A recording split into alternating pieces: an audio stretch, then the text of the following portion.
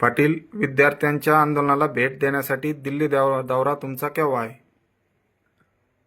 काल जी अमानुषपणानं विद्यार्थ्यांवरती लाठीचार्ज झाला ना, त्याचा कोणत्या शब्दात निषेध करावा कळत नाही आहे. कारण इतकं क्रूरपणाचं सरकार असू शकतं हे पहिल्यांदाच बघितलं. इथून पाठीमागं थोडंसं काय वाटलं नाही, परंतु काल ज्यावेळेस लाठीचार्ज झाला ना विद्यार्थिनीवरती, तर ते खूप मनाला लागलं की महाराष्ट्रात जर विद्यार्थ्यांना लोकशाही मार्गानं सरकार भाजपचं जगू देणार नसेल तर या सरकारचा माज उतरवला पाहिजे. कारण हे जर लोकशाही मार्गानं जर आंदोलन करून देणार नसले तर पोरांनी विद्यार्थ्यांनी या देशातल्या जगायचं कसं, हा प्रश्न खूप मोठा आता उभा राहिला आहे.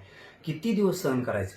कारण हे आत्तापर्यंत सहन केलं की चाललं होतं आंदोलन, चाललं ठीक, पण तुम्ही पोरांना पाय मोडूच तर आणणार, विद्यार्थ्यांना, मुलींना, पोरांना त्या, म्हणजे किती मस्ती या सरकारला आली याच्यातून दिसतंय. त्यामुळं सगळ्यांनी साथ देणं खूप गरजेचं आहे. म्हणून मी सुद्धा उद्या बुधवारी 22 तारखेला मी सुद्धा उद्या सकाळी 9 वाजता इथून निघतोय. 11 वाजता आम्ही दिल्लीत पोहोचतोय. उद्या दिल्लीत आम्ही सगळ्या विद्यार्थ्यांची भेट घेणार आहेत.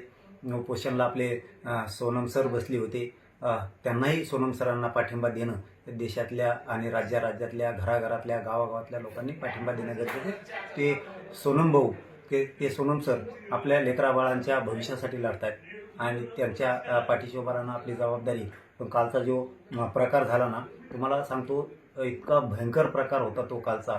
सरकारनं या देशात आणि या राज्यात लोकशाही जिवंत ठेवली की नाही असं वाटत होतं. अशी चीड रात्रीपासून येते. एका मुलीचा व्हिडिओ रात्री आम्ही बघितला की तिला पत्रकारांना विचारलं, तुला मारलं का, तू का रडती? तिने सांगितलं, मला नाही मारलं, परंतु ज्या विद्यार्थ्यांना, ज्या मुलींना जे क्रूरपणानं जनावरासारखं मारत होते ना, त्यामुळे ती थरथर कापून अशी रडत होती.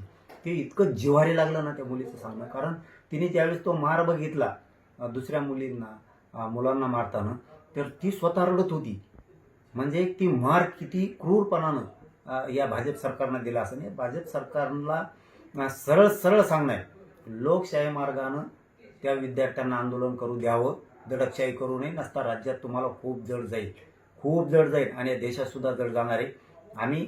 आम्हाला ते सहन झालं नाही, म्हणून आपण घरात बसून काय करायचं, म्हणून आपण इकडचे महाराष्ट्रातले मी उद्याचे परवाचे सगळे दौरे रद्द केलेत आणि मी आता विद्यार्थ्यांसाठी आणि सोनम सर यांच्या भेटीसाठी, त्यांना पाठबळ देण्यासाठी आम्ही उद्याच्याला 22 तारखेला सकाळी 11 वाजता दिल्लीत जातोय. आम्ही छत्रपती संभाजीनगरहून विमानानं आता दिल्लीला तात्काळ निघालोय.